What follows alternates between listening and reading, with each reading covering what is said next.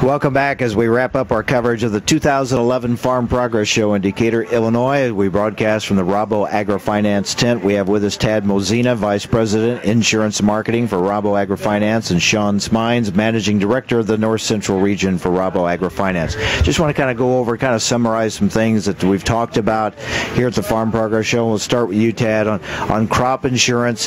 There are always lots of questions about crop insurance, but certainly we know the need is there. The chances of needing crop insurance seem to go up every year. But what are some good tips about how to handle crop insurance and to get the most out of it? I know the most often asked question probably is, am I covered whenever there's a problem? So it's a good idea to kind of have that planned out ahead of time. Yeah, you're absolutely right, Mike. Really, I think this year in particular would show you, no matter where you are in the country, you probably have had to need or use for your crop insurance this year. Some of the key things, I guess, are really look at your agent. Does your agent specialize in crop insurance? It is an ever-changing program, and to keep up to date on all those changes and all of the impacts of what you might be doing with your crop in any given year might impact your coverage. So very important to work with somebody who really understands crop insurance and really focuses on it. Is there a better way than just guessing at what level you need or what you need? I mean, does history give you an idea of what you might need? I mean, it's so unpredictable, it seems, year to year with the weather events that take place. Yeah, you're right. And if anybody who's farmed in an area for a while gets a pretty good sense and obviously a good track record of what the weather is typically like. We know, of course, that doesn't often mean a thing moving forward.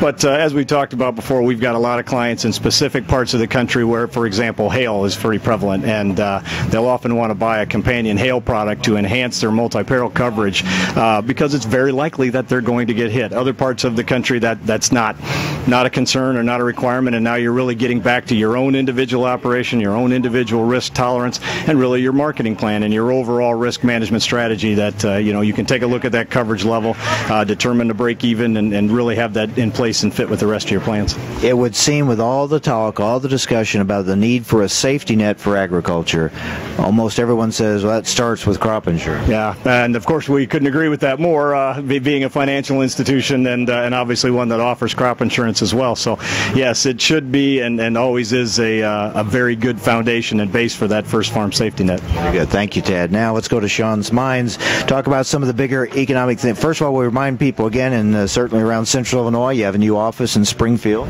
Yeah, I did. We just opened an office here in the last 2 months in Springfield, so we're very excited to be here in the Central Illinois, and we think it's just a great opportunity here. Okay, well, let's talk about market volatility. We have higher commodity prices, but still we have volatility. What should farmers be keeping in mind?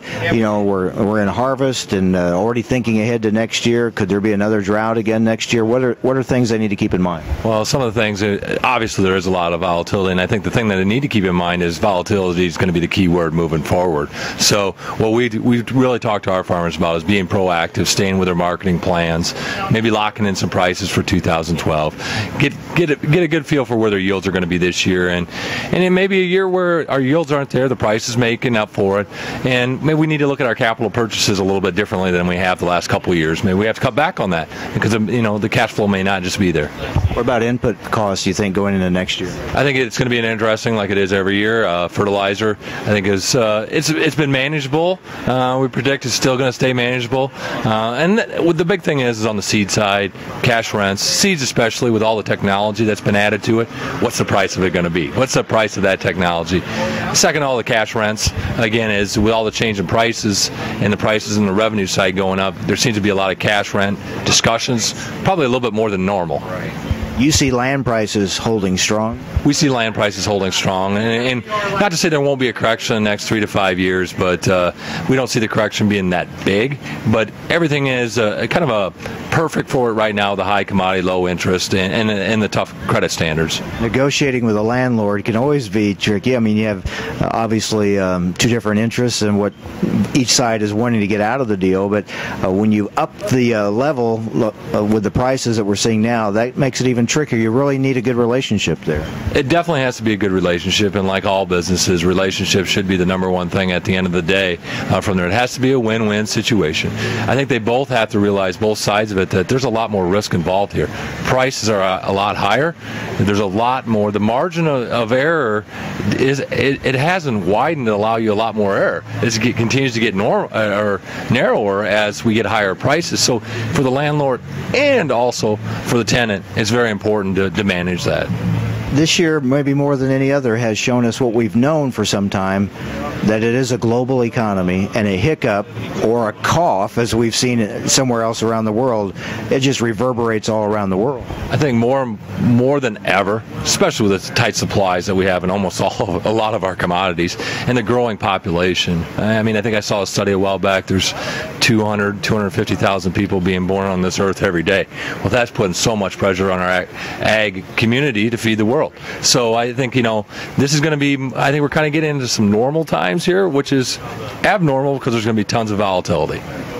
I know personally, I always find it frustrating when our stock market tanks or things fall apart because they're having trouble in Greece or somewhere like that. And I think, well, what does that have to do with us? But it shows how connected we are. Yeah, it's so intertwined, and that's what we look here at Rabo Bank, and being able to have a global focus, kind of bringing that knowledge down to the local level. Because, like you said, Mike, you wonder, hey, this is just happening in the United States, or why is Greece affecting us? What's the same in the ag side? We want to make sure that they understand what happens in the Black Sea region on the wheat is going to affect what we do in the United States. What's happening in China, what's happening in India, Australia drought, it's all going to affect us at the end of the day. Well, we do know there are great opportunities out there presenting themselves, and you have to plan to be able to take advantage of those. Well, definitely. There's great opportunities that are out there, and what we especially look at is on the pricing side or the revenue side. These commodities going up, being able to lock those prices in. And one thing we've done at Rabo AgriFinance is be able to do that through a commodity swap program, where we allow that farmer to lock those, buy on the board, or sell on the board, his corn for December. And what we do is we take that margin risk away from them. They don't get margin calls. All he has to do is, at the end of the day, just pay up at the end of the contract. Shawn, Tad, thank you both very much. It's been an interesting year, and it looks like next year will be even more interesting. Thank you very much. Thank you, Mike. All right, that is Tad Mozena, Vice President, Insurance Marketing for Rabo AgriFinance, and Shawn Smeins, Managing Director for the North Central Region for Rabo.